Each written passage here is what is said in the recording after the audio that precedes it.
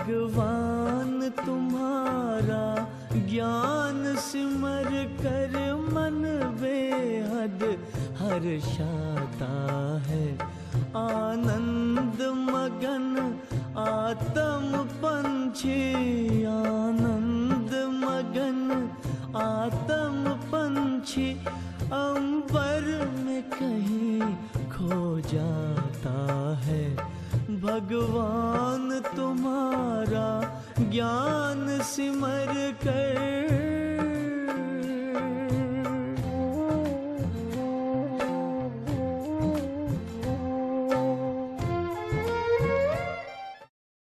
शांति। Om Shanti.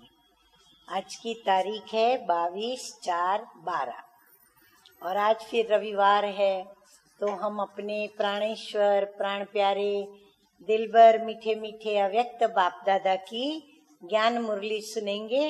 Revise course की तारीख है 8/7/74, 74 की मुरली है। और आज की इस ज्ञान मुरली का हेडिंग है मास्टर नॉलेजफुल। ज्ञान सागर बाप के बच्चे हैं, मास्टर नॉलेजफुल हैं हम, तो मास्टर नॉलेजफुल व सर्वशक्तिमान विभिन्न प्रकार की क्यू से मुक्त, माना हम क्यू से मुक्त रहते हैं। कौन सी? ये क्या, क्यों, कैसे, तो ये जो क्यों की क्यू लगी रहती है ना मन में, प्रश्नों की, हम उनसे मुक्त हो जाते हैं। अच्छा, बाबा की मुरली शुरू कर रही हूँ। बाबा प्रश्न पूछ रहे हैं कि आज कौन सा मेला कहेंगे? किस किस का मेला है? बाप और बच्चों का।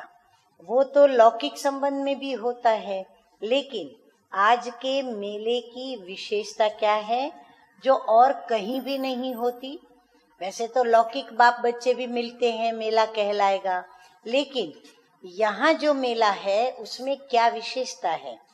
ये है आत्माओं और परमात्मा का मेला।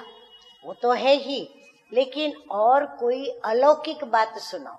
बाबा को किसी ने कहा होगा आत्मा और परमात्मा का मेला, बाबा ने कहा वो तो है ही, लेकिन कोई दूसरी नई अलौकिक बात बताओ।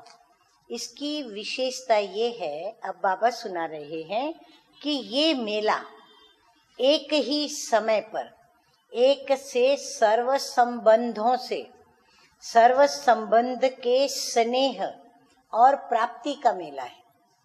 ऐसा तो मेला होता ही नहीं है। सिर्फ बाप और बच्चों का, सदगुरु और फॉलो करने वाले, समान बनने वाले, आज्ञाकारी बच्चों का ही नहीं, लेकिन एक ही समय एक से सर्व संबंधों से मिलन मनाने का और मिलाने का अलौकिक मेला है। खाली हम ही नहीं मिलते हैं, लेकिन इस मेले में हम अनेकों को बाप से मिलाते भी हैं। फिर एक ही समय एक से ही सर्व संबंध और सर्व इच्छाओं की पूर्ति और सर्व प्राप्तियां, ये तो कोई मेले में होता ही नहीं है। ये अलौकिकता व विशेषता और कहीं भी नहीं मिलेगी। ऐसा मेला मनाने सब सागर के कंठे पर आए हुए हो।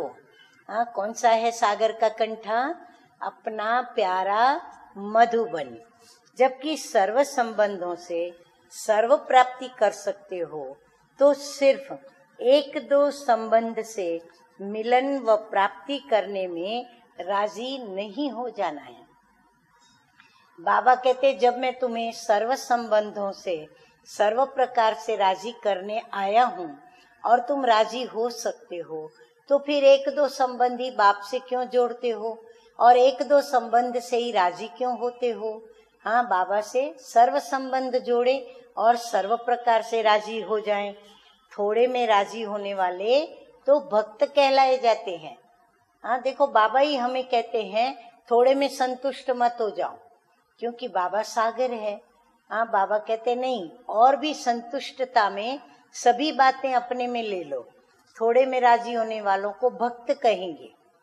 बच्चे सर्व संबंध और सर्व प्राप्ति के अधिकारी हैं, इसी अधिकार को प्राप्त करने वाली आत्माएं, ज्ञानी तु आत्मा और योगी तु आत्मा बाप को प्रिय है। अगर बाप को प्रिय बनना है तो क्या करना पड़े? सर्व अधिकार को प्राप्त करने वाली आत्मा बनना पड़े, माना एक से सर्व संबंध जोड़ने पड़े, फिर ज्ञानी तु आत्मा बनना पड़े, और फिर बाप से योग। कैसा? Line clear. हाँ, किसी भी देहधारी के नाम रूप में हमारी बुद्धि न हो। बुद्धि हो तो सिर्फ मेरा तो एक शिव बाबा, दूसरा ना कोई। तो अपने से पूछो, चेक करो कि ऐसे बाप के प्रिय बने हो।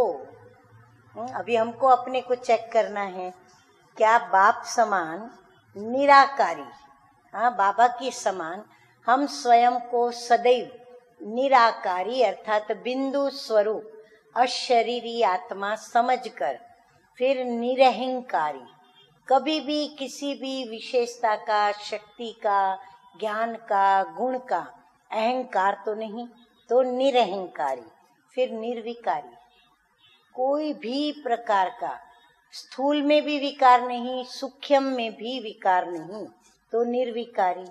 फिर नष्टो मोहा, किसी भी देहधारी में हमारी बुद्धि मोह युक्त न हो, अटकी हुई न हो, लटकी हुई न हो, तो नष्टो मोहा। और स्मृति स्वरूप, किसकी स्मृति की धारणा दिखाई पड़े? एक बाप की, तो स्मृति स्वरूप बने हो। देखो, एक प्रश्न में बाबा ने कितने प्रश्न पूछ डाले? बाप समान 1, निराकारी 2, निरहंकारी 3, निर्विकारी 4, नष्टो मोहा 5 और स्मृति स्वरूप 6। तो 6 बातों को हमें अपने अंदर चेक करना है। स्मृति स्वरूप बनने वाले की निशानी क्या अनुभव होगी? हाँ, उसमें सब बातें आ जाती हैं। वो सदा सर्व समर्थ स्वरूप होगा।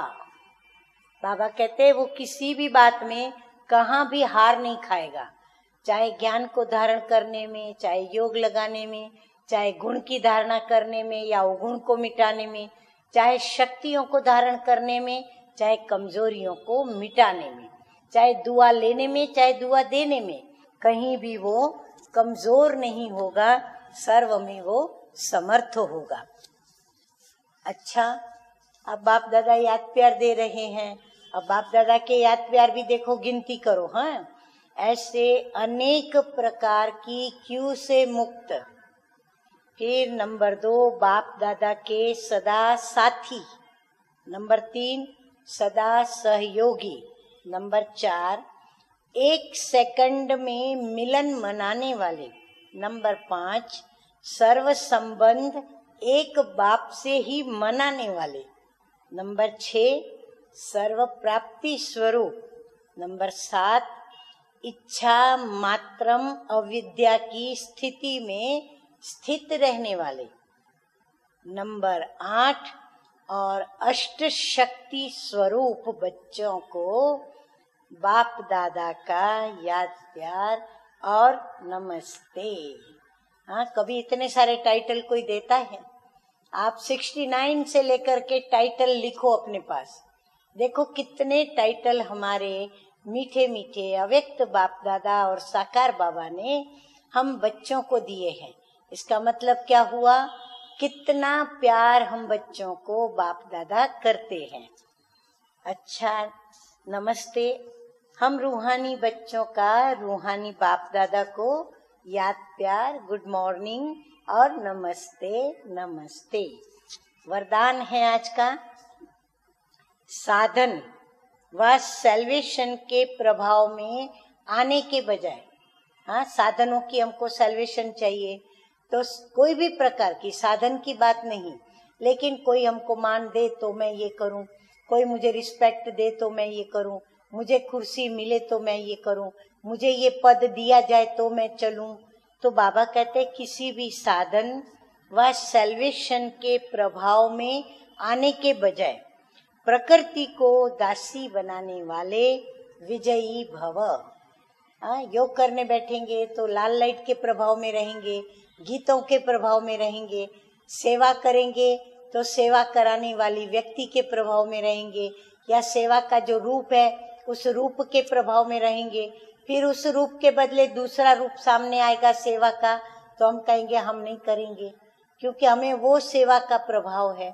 तो ऐसे बाबा कहते हैं साधन और सेल्वेशन के प्रभाव में आने के बजाय प्रकृति को दासी बनाने वाले विजयी भव। कभी भी योगी पुरुष व पुरुषोत्तम आत्माएं प्रकृति के प्रभाव में नहीं आ सकती। प्रकृति दो बातें, दो अर्थ से बताते हैं बाबा। एक प्रकृति माना 5 तत्व, और एक प्रकृति माना अपना स्वभाव। भाई इनकी ऐसी प्रकृति नहीं कि ये गर्मी सहन करे, ठंडी सहन करे, ये गुस्सा सहन कर सके, या ये किसी के कड़वे बोल सहन करे, किसी का अपमान सहन करे। तो प्रकृति माना स्वभाव, और संस्कार के लिए भी शब्द प्रयोग किया जाता है। तो बाबा कहते कभी भी योगी पुरुष, हाँ हम योगी हैं, वह पुरुषोत्तम आत्माएं, हम पुरुषों में उत्तम बनने वाली आत्माएं हैं, तो हम किसी भी प्रकार के प्रकृति के प्रभाव में आ नहीं सकती।